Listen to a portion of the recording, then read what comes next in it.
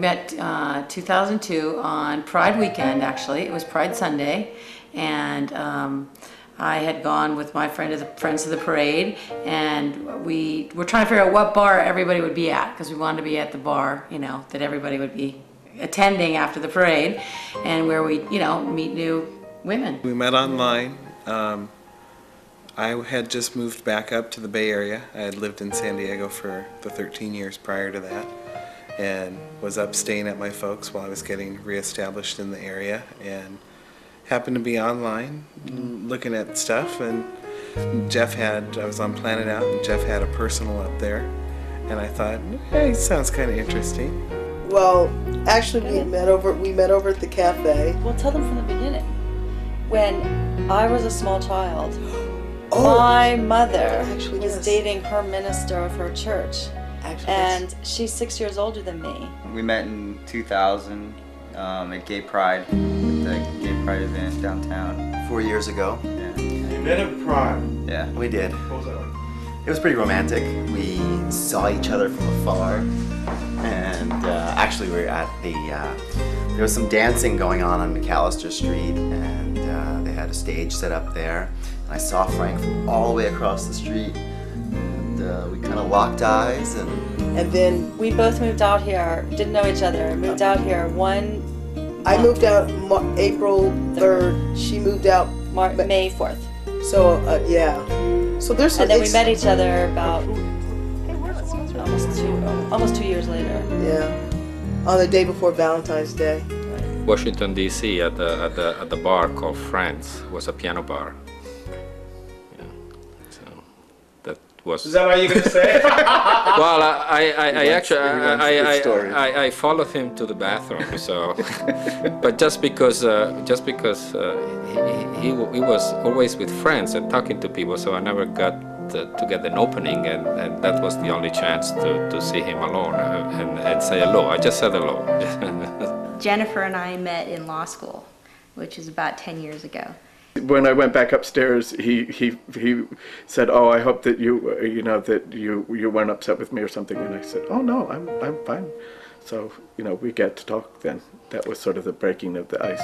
We knew each other for a number of years. No anything. I guess Carrie said she was attracted to me, but I didn't know it. So, and I was actually dating a guy at that time who is still my best friend. But and then one night we did a charity fundraiser and spent a lot of time together that night, and I realized, oh my God, I'm attracted to Carrie, and told her like the next weekend that I was attracted to her, and then about a month later we actually got together. And Jennifer was very wild and exciting back then. I was not very excited. And we met at a coffee shop, and Susanna was a little dull. My lack of excitement is what ended it in the beginning. And then it was her lack of excitement that started it up again later. Yeah, it's funny how life works that way. we've been pretty much inseparable ever since. We met on December 22nd at a place called Cafe Floor, which is right at Noe and Market. And do you want to keep going? Yeah, and I was wearing a suit and tie, so he thought that was really hot. We met in front of a nightclub. I had just arrived and hadn't even gone in. I ran into an acquaintance and we were sitting outside talking, and Mara drove up and parked her car, and she crossed the parking lot and went inside, and I saw her, and my friend was over here talking. All of a sudden her talking just became like blah blah blah blah. And we kind of locked eyes from the moment we met, and we were being kind of rude to our friends. Right. So finally, after about 10 minutes of ogling at each other, he came over, and a really good friend of mine had met Michael before just once at a bar and was interested in going out on a date with him, and he had set up with Michael's best friend that the four of us would go out together. But then at the last minute, things got all turned around, and my friend ended up not being able to go, and so I brought somebody else. And by the end of the evening, I think we both had decided that we were very interested in seeing each other. So I thought, well, maybe I do know her, maybe I've seen her or something. So I went up and I just asked her if I knew her from somewhere, if I... That was her line. If I... You look familiar. I mean, I really thought I did. Oh, she's leaving. I can't believe it. I can't believe that girl is leaving. And so she was backing her car out of the parking space and was going to come around the end. And I have to credit my friend. She said, let's stop her. He decided, how about we meet at the Olive Garden restaurant in Vallejo. It was kind of halfway. So I said, sure, no problem. We set a time.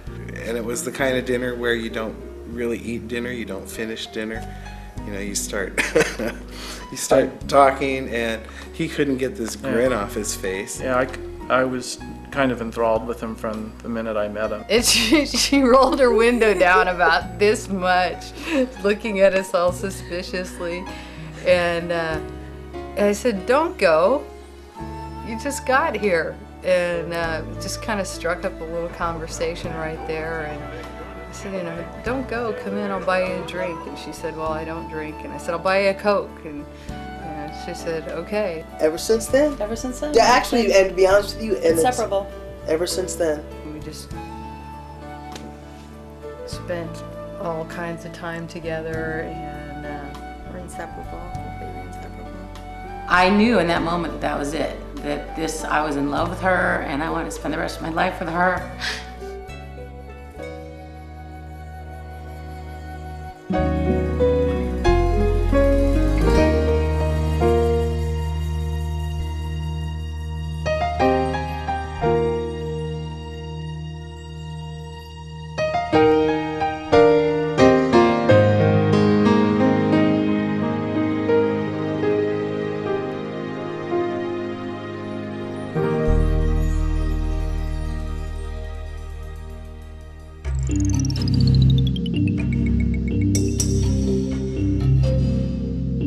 Then here in San Francisco, we had a heated mayor's race. Both of the men running for mayor were very supportive and on record supporting gay marriage.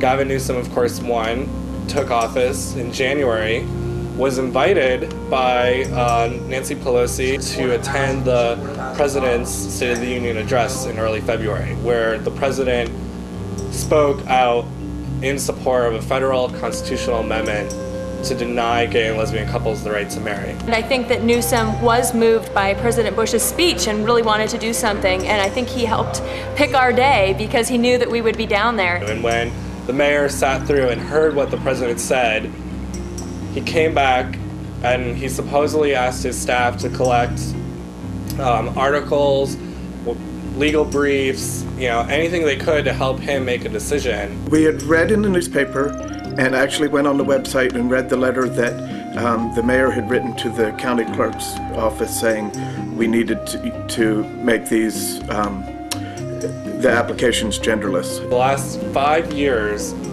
gay couples have been going to city halls throughout the state on that day, throughout the nation, asking the clerks to give them marriage licenses. We were showing up there planning on being turned down for our marriage licenses as we have been for the past 5 years, and we had a bunch of people that are meeting us there, that meet us there every year. We stand in line with all the straight couples and we talk to them about why we want to be married, and we ask them how long they've been together, and they say, you know, 6 months, and we say 8 years. Every year they've been turned down, and this year no one thought the story would be different, but they were still going to do it. This last February 12th, I got there and I saw the podium set up and there was more press than there usually were, and I thought, well, that's okay, that's good. And I walked up and Andy said, no protest, no protest. And I said, why? Did we forget the sound permit? What happened? And he said, no, they're marrying us. And it was just unbelievable. It was like, oh my God, finally. And then I saw Adele and Phil coming out with their marriage license, and I just started to cry, and it just seemed, and I found out they were the first ones that had been legally married, and I thought, poetic justice, that these women who have really been the founding mothers of our movement are the first to be married after 51 years together, and I'm so glad that they were able to see the day come. It was very exciting. It was just so moving. I mean, people were calling on their cell phones, particularly the couple that was right behind us, saying, Mom, it's going to happen at noon. If you want to be here, What do you mean, Mom? He was talking to his mother. Oh, really? Oh. Yeah. And she did. She made it at noon. I thought he was calling his partner. No. Well, that was another conversation. It's like, yes, it's happening, and yes, you should get here in as soon as possible, because who knows.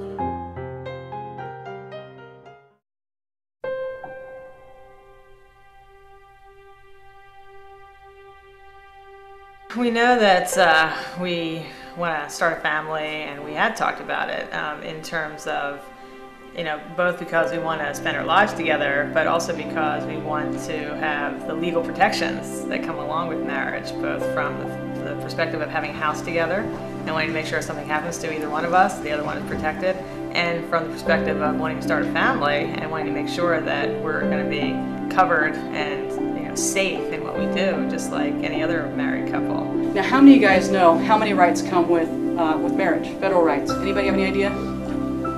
Like a number? Yeah, like a number. Any idea? Because there's state marriage rights and there's federal marriage rights. Any idea? Okay, cool. So this gives me a chance to play a little bit here. Okay. First of all, how many of you guys know how many rights come with domestic partnership in California? Any idea of that? No. Okay. Well, let me go back then. This is how many rights that same-sex couples have outside of states like California, New Jersey, and Vermont and Hawaii. How many is that? None. Yeah, none. All right. That's how many rights they have. In California, same-sex couples have domestic partnerships, which is 3, 4, 5, 6, 7, 8, 9, 10, 11, 12, 13, 14, 15 rights. That's how many rights my wife and I have in the state of California. If we leave the state of California, we have 0 rights.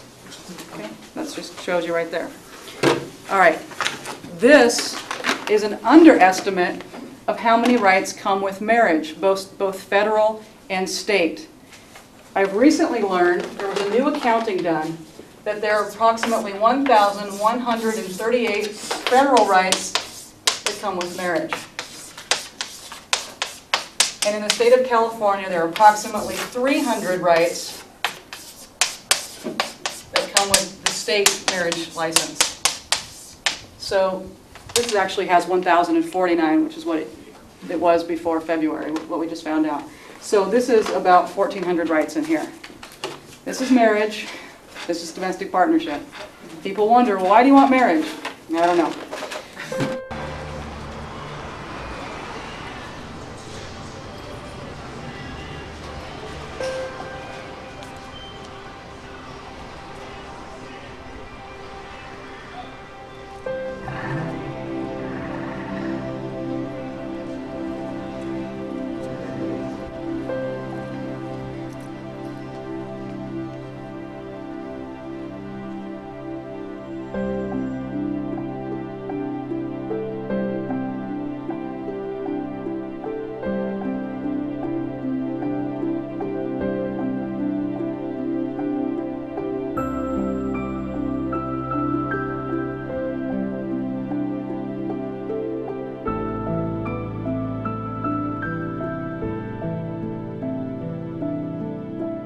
People in the public wonder why marriage is important to us, because we have domestic partnership rights. There's a new bill that will go into effect next year that has a lot of rights that married couples have. That's AB 205, I think. And here's the reason for me. Marriage historically has been the foundation of cultures. It has kept families together in stable units. It's why the IRS gives incentives for having families. And historically, it is a solidifying institution. And that is something that gay people, as a minority group in this country, have not had. And that is why many of us want it. It is an expression, it's a public expression to say your vows in front of your family and friends. that encourages people, I think, to stay together. When you say those words, and you know, words that you've seen in movies or read in books, or you know, the weddings that we've been to, when you say those words, and there is a, I don't know if sacred is the right word, but there is an importance to those words, and to say them to Jim when I didn't think I could ever really say them and have them mean something other than he knows, you know, that I love him in a public setting, that they could actually mean something legally, and perhaps even spiritually. That for me was really powerful. I really felt moved by it. People ask, well, why not call it domestic partnerships? Why not call it some civil unions? May 17th, 1954, the Supreme Court ruled in Brown versus Board of Education that separate was not equal. You can't send people to separate schools. You can't have separate drinking fountains. You can't put somebody in the back of the bus and somebody in the front of the bus. You can't have separate restaurants. And so the Massachusetts court followed in the footsteps of Brown versus Board and said, creating institutions like domestic partnerships or civil unions, while it seems like it's just a word, has a lot of emotional inequity. So everybody knows what a wife or husband or a spouse is. You can go anywhere in the world and people understand those concepts. But what's a domestic partner? Could be a house cleaner, right? Partner. My wife is an attorney. So when she introduces me as her partner, people say, oh, well, what department are you in? Toxic tort? What kind of litigation do you do? So what kind of business do you guys have? So partner is not a term people really understand. Civil union. Well, that might be great if everybody had a civil union and then the religious part was separate and churches could do what they want to. And some churches and synagogues and temples want to marry gay people and some don't. And in this country we have religious freedom where things are allowed to be separate. So you're allowed to have any view you want.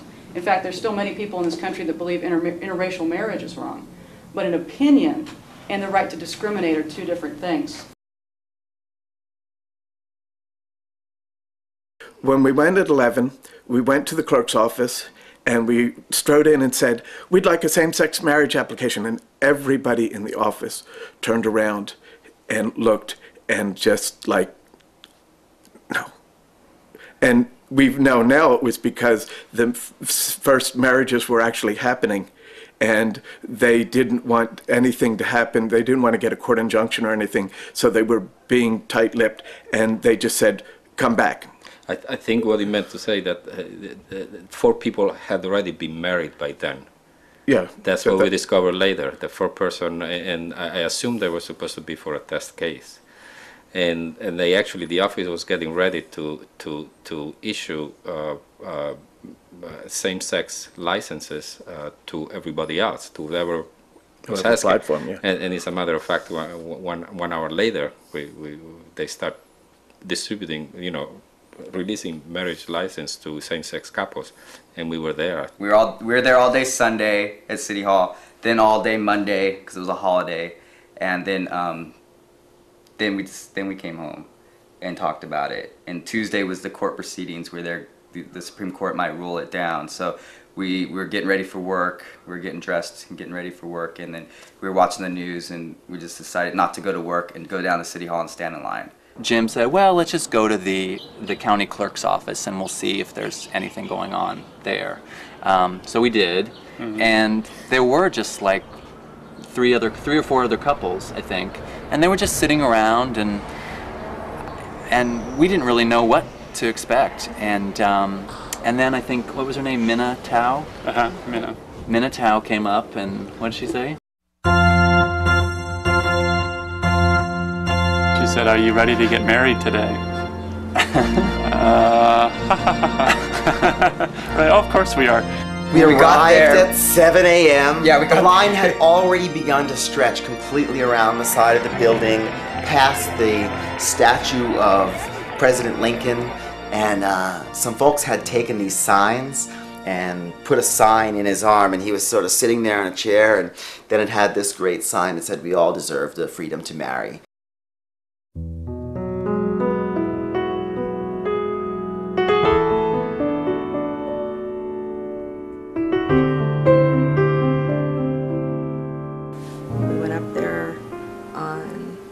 Sunday morning. Went up there Sunday morning. We arrived at 8 o'clock, stood in line for about 2 hours, and we got turned away. City Hall was only able to take in 80 people. And so we left, and it was weird when they turned us away and I was walking to the car, I started to cry.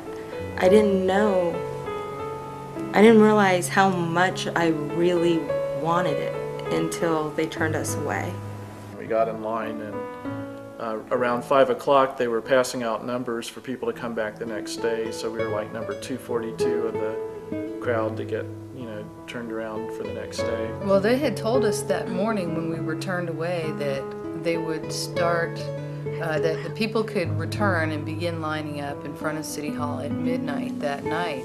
And so we got up there at 10:15 thinking that we were there in plenty of time, and the line was already down to the corner and halfway down the other side of the building. What we had was the sideways rain and the wind and, you know, an ugly sky, and everyone huddled under umbrellas, and we were outside in the rain with our rain clothes on, and the kids weren't happy and we weren't happy. And we got up there and we camped out, you know, but we didn't expect the rain, and nobody really expected the rain. Here there were all these kind of like middle-aged, kind of schlumpy looking couples hanging out in the rain, and you know, the whole middle America can see that, okay, this is the gay community, they're just like me. You know, I thought that was just great, and the fact that everybody had to sit out there overnight in the rain to be able to exercise, you know, what should be their right was both pathetic that that had to be that way, but also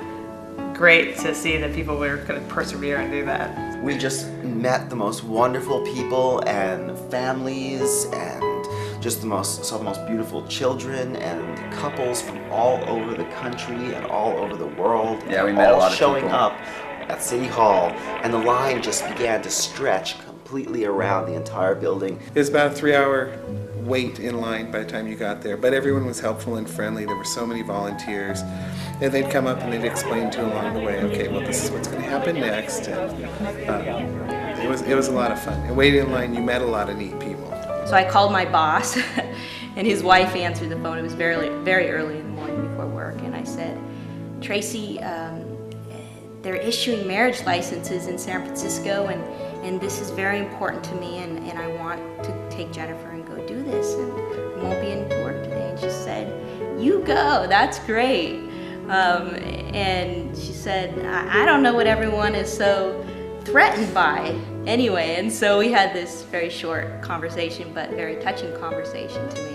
It meant a lot to me that I had the support of my employer. And we ended up standing next to two guys from Cleveland who had flown in the night before, made the decision at 3 o'clock in the afternoon or something like that, bought their tickets and flew in from Cleveland, and we had the best time hanging out with them. Actually, right before we got up to the final step of getting your paperwork before you go and do the ceremony, we both broke down and started crying. Like, It was an and, like, emotional everybody ceremony. like just, they're like, yeah, it's like, everybody's like, what's wrong? Tremendously emotional. Tremendously emotional. I mean, we just started bawling because, you know, it's like our dream. You know, it was like we were, I didn't expect to ever have legal recognition and validation. It was like we were first-class citizens. We were, we Getting were married at the getting steps of married City Hall. on the steps of City Hall. we were so excited to be able to get married, something that we waited for years, that, nothing was going to kill the joy that we had.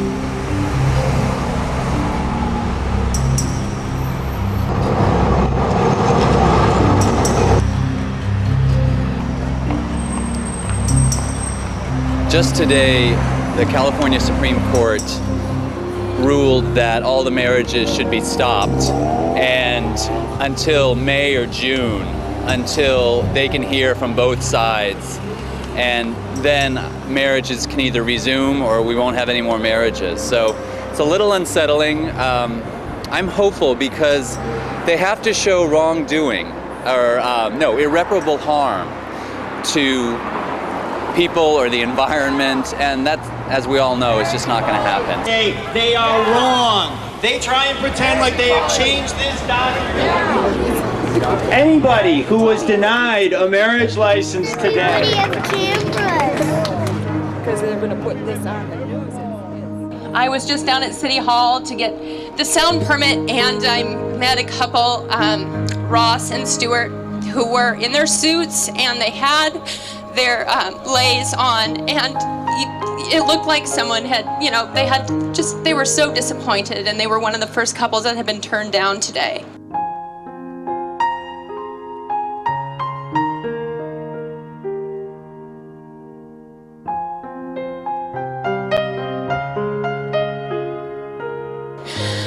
And I know a lot of us have asked for the licenses in the past, and we know that pain. And I hope that we can share this pain with the world, because this is not just about an injustice against gay and lesbian people. This is about our country falling short of its promise of full equality. All we want is the freedom to marry. 2, 4, 6, 8, love does not discriminate. 2, 4, 6, 8, love does not discriminate. 2, 4, 6, 8, love does not discriminate.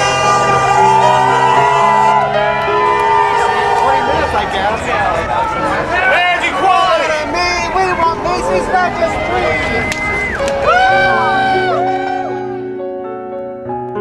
I think that I would feel kicked in the stomach if it took our marriage away.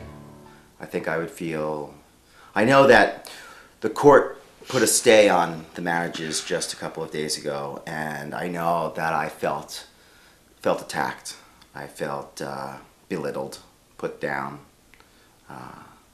We're here to proclaim that the homosexuality marriage, quote marriage, end of quote, it's not no such thing, is against God's holy laws, against the laws of nature. It's just so frustrating to hear how the other side kind of portrays this whole issue. I mean, they claim that this is so wrong because God says it's wrong, and they claim to be the ones who are doing this based on moral grounds. We're also here to state that homosexuality will produce a curse. They may argue with it, so that's fine. There is a curse associated with it. It's documented by their high sexually transmitted disease rate, and also by their high percentage of murders among the homosexual congregation.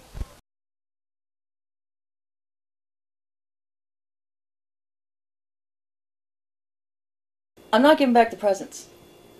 I just can't even understand how people can be spewing such hate down there at City Hall and on television, and just coming off as being completely what feels to me as just being completely evil and awful about everything that's going on here, which is all about love and togetherness and commitment and monogamy.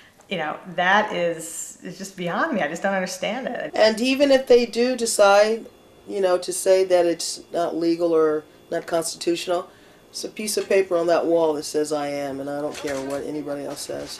I'm going by the paper, and I'm going by my heart. But we wanted that marriage certificate. We wanted the certificate, the license. And that's another thing that no one can take away from us. Yeah, they can't take that away. They can nullify it, but they can't rip it out of my dead hands, so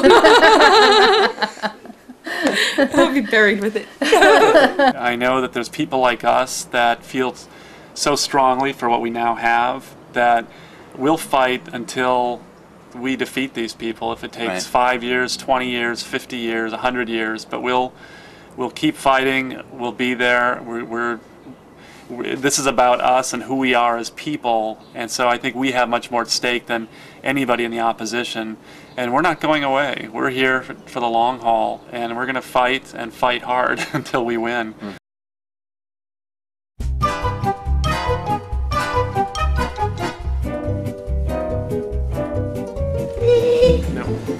Ça va pas durer très longtemps, Patrice. Ça va pas durer longtemps.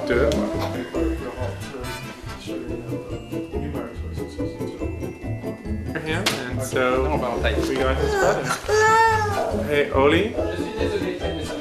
And cuddle. Come on, cuddle. Okay. I know. Sweet. Okay. Our feeling toward each other have continued to grow and really just blossom. And I think that I know also. She understands that most kids have them already. So I'm more aware of myself. Hey, Oli. It's giving me self-awareness. I can have my neighbor come and hold her for. Okay, let's do that. Sorry about that. Sorry. It's giving me the desire to. Two dads, and some kids have two. It's a clicking noise in these gay boys' house.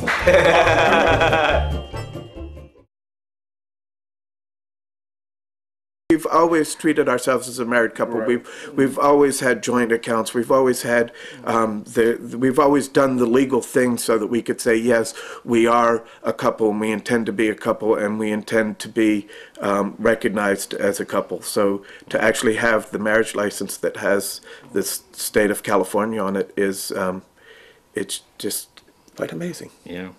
And so, but it is a difference, and that's, you know, it's hard to put into words.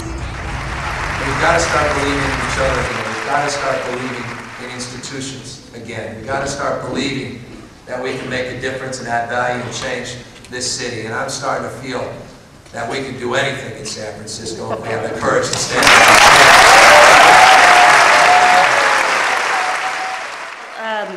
I'll first say that I'm not surprised.